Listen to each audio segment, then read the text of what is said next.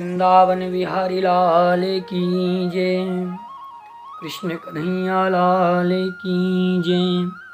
अथ पंचमो अध्याय। कार्तिक मास 5वें दिन की कथा को जरूर सुने। आज की कथा में विधि व्रत के बारे में बताया गया है। जो स्त्रियां इस व्रत को करती हैं वो कभी विधवा नहीं होती हैं। नारद जी ने कहा, हे भगवान, कार्तिक मास में विशेष रूप से किए जाने वाले व्रत को कहें। कार्तिक मास को प्राप्त करके सभी सुव्रत जीवित रहते हैं। ब्रह्मा जी बोले, हे पुत्र सुनो, मैं अपने उत्तम व्रत को कहता हूँ जो पुण्यदायक तथा पाप विनाशक विधि व्रत के नाम से प्रसिद्ध है। इस व्रत को करने वाली स्त्रियां विधवा नहीं होती हैं, अतः सभी स्त्रियों, विशेष रूप से सौभाग्यवती स्त्रियां इस व्रत को सदैव करें। नारद जी बोले, यह व्रत किस मास में, किस तिथि में और किस विधि से किया जाता है? इसमें पूर्ण उपवास रखा जाता है अथवा रात्रि में भोजन किया जाता है अथवा दोपहर को एक समय ही खाना खाया जाता है? इसमें क्या खाना चाहिए? आप पूजा की सामग्री तथा व्रत की विधि मुझे बताएं। ब्रह्मा जी ने कहा, हे पुत्र सुनो, मैं तुम्हारे स्नेह के कारण बताता हूँ। यह व्रत अत्यंत शुभ तथा कठिन से कठिन है। अश्विन मास के शुक्ल पक्ष विशेषकर पूर्णमासी को सौभाग्य हेतु स्त्रियों द्वारा यह नक्त अर्थात रात्रि के समय भोजन किया जाने वाला व्रत है। विधि पूर्वक किया जाना चाहिए। हे तात, चतुर्दशी की रात्रि में स्त्रियां मुख का मार्जन करें तथा सूर्योदय होने पर उत्सव मनाएं। नदियों में संगम अथवा नदी, झरना, तालाब, देवकुंड अथवा कुआं या फिर अपने घर में ही स्नान करें।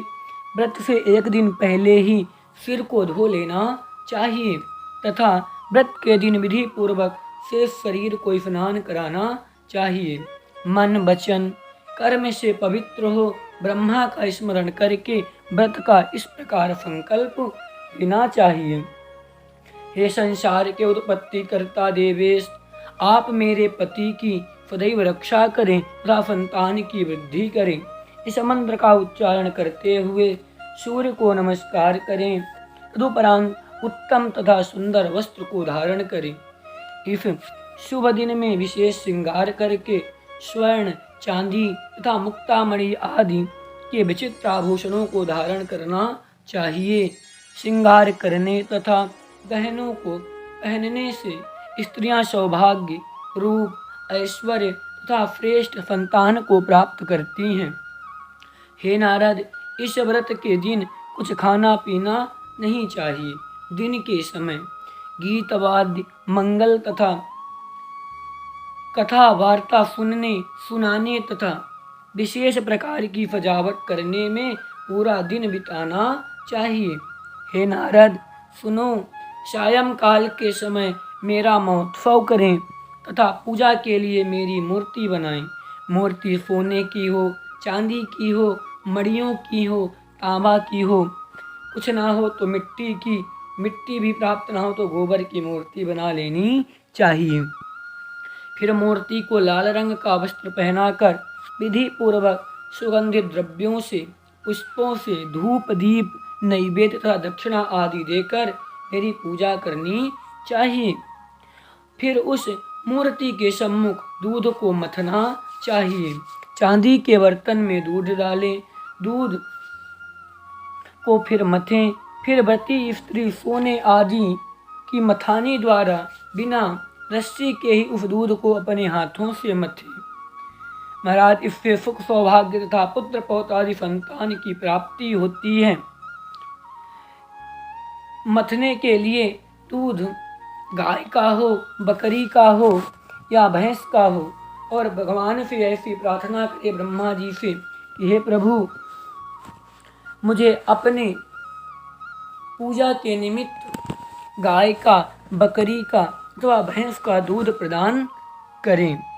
इससे सुख, सौभाग्य तथा पुत्र पौत्र आदि संतति की प्राप्ति होती है। इसके बाद ब्राह्मणों तथा कुल के वृद्ध पुरुषों को भोजन कराएं। फिर कुल की वृद्धाओं को स्वादिष्ट पकवान तथा पेय आदि का भोजन कराएं। सास, छोटी सास, बड़ी सास, फूफी सास, ये सब कुल की वृद्धाएं कही गई हैं। इनका विधि पूर्वक पूजन करें, इनका सत्कार करें और दान देना चाहिए। हे तात, इन कुल वृद्धाओं की पूजा करने से संपूर्ण कुल सुखपूर्वक रहता है। अतः इस पूर्णिमा के दिन भोजन तथा दान आदि देकर विशेष रूप से इनकी पूजा करनी चाहिए। इसके बाद नक्षत्र का दर्शन करके स्वयं भी भोजन करें। ऐसा करने से ब्रह्मा का नक्त व्रत होता है। नक्षत्रों का दर्शन करके ही विधि पूर्वक भोजन करना चाहिए। अश्विन मास की पूर्णिमा को भी ब्रह्मा का उत्तम व्रत रखा जा सकता है। हे मुनि श्रेष्ठ, इस व्रत के महात्म को सुनो। यह पाप नाशक तथा सब इच्छाओं को पूरा करने वाला है तथा तत्वज्ञानियों को मुक्ति देने वाला है।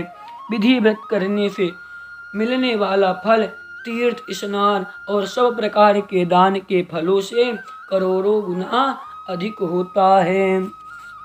अश्विन आदि मासों की पूर्णमासी के उपवास का फल सहस्रों अश्वमेध तथा सैकड़ों वाजपेय यज्ञ के समान फल देता है।